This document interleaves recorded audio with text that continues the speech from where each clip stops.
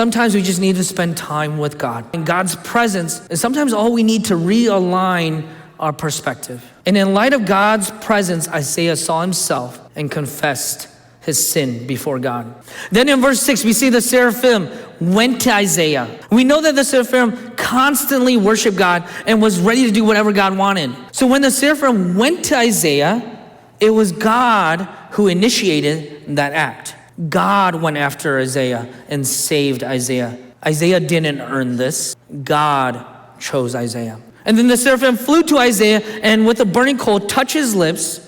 And this act of God removed Isaiah's guilt. Isaiah's sins were forgiven. God made Isaiah holy, set apart to serve him. So after the burning on the lips, we read that Isaiah heard the Lord. Who will go for us? After seeing, hearing, receiving from God, and out of gratitude and love towards God, Isaiah said, "Here I am, send me." Church, he didn't say, "Here I am, send my brother." He didn't say, "Here I am, send my children." He didn't say, "Here I am, but I have bills to pay." Oh, he didn't say, "Here I am, but I'm too young, I'm too old. Oh, I'm too uneducated, or I'm too educated." He didn't say, "Here I am, but I'm sick." He didn't say, "Here I am, I'm already serving as a pastor, as a leader.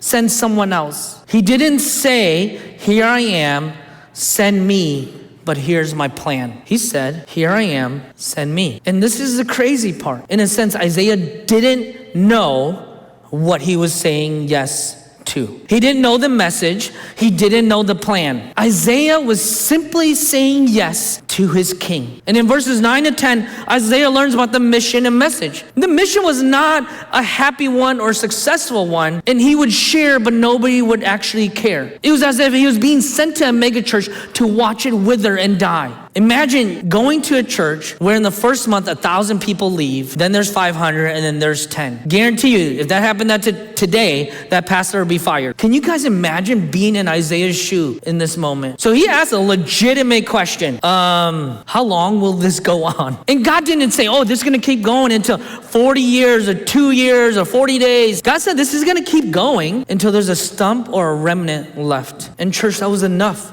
for Isaiah. Isaiah understood that God was in control, seated on his throne. The message belonged to God. How long was up to God. The plan was God's plan. And whatever God desired for however long, it was all up to God.